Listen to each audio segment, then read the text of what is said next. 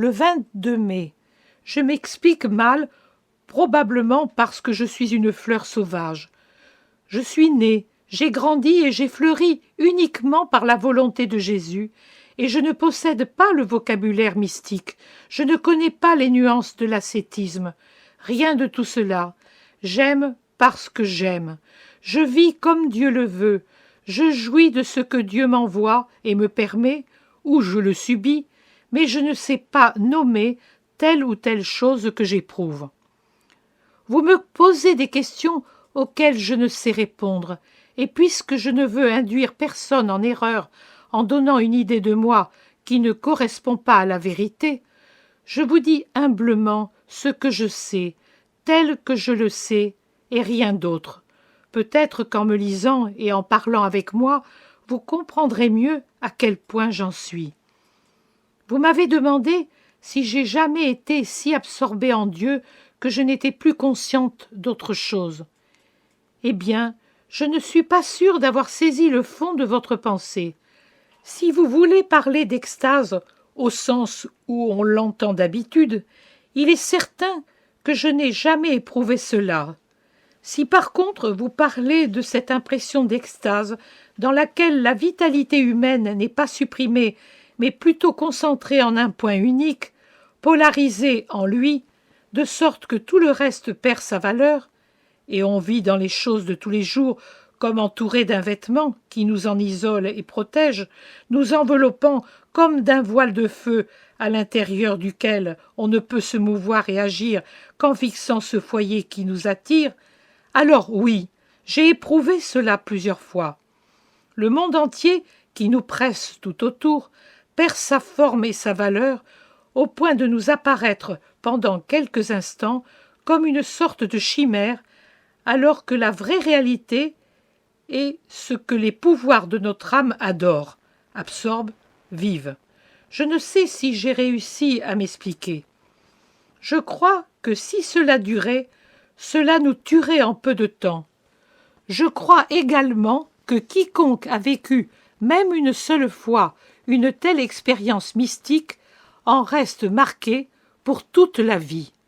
C'est comme un accroissement de notre vitalité spirituelle, un passage à un âge supérieur, à la suite de quoi, après chaque immersion dans cette expérience mystique, on se retrouve grandi en grâce et en sagesse surnaturelle, et l'on reste tel pour toujours, si on en reste digne.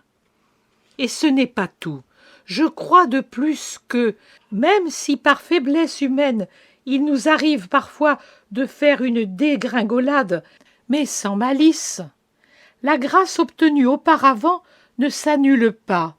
Elle reste engourdie, il est vrai, de sorte qu'en sera retardé l'avènement d'une nouvelle immersion dans la joie de voir et de goûter l'essence de Dieu. Je crois que c'est cela qu'on éprouve, mais on ne perd pas le bienfait obtenu, on ne le perd qu'en agissant avec une malice consciente et persistante.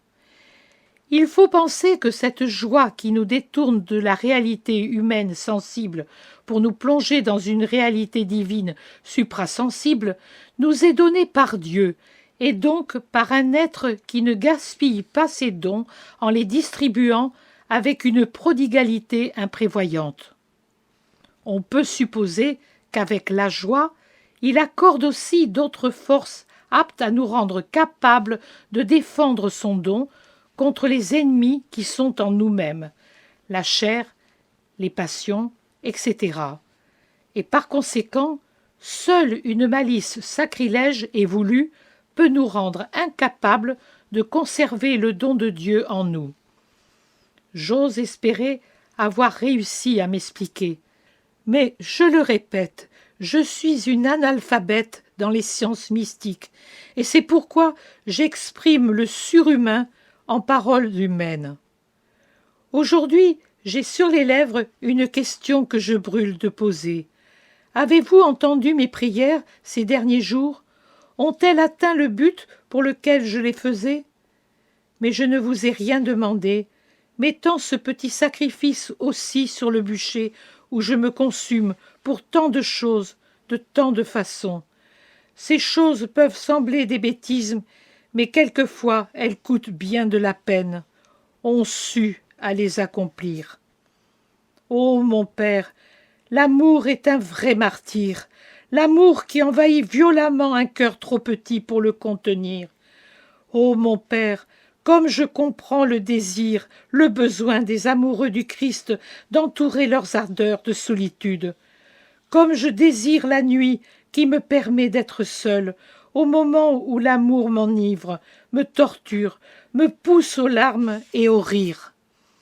Si je pouvais faire voir ce que j'éprouve, à certains moments je comprends qu'on puisse mourir d'amour, et pourtant, pour rien au monde, je ne voudrais que me soit épargnée cette très suave étreinte, agonie pour la chair qui ne peut en supporter la force sans se sentir brisée, béatitude pour l'esprit.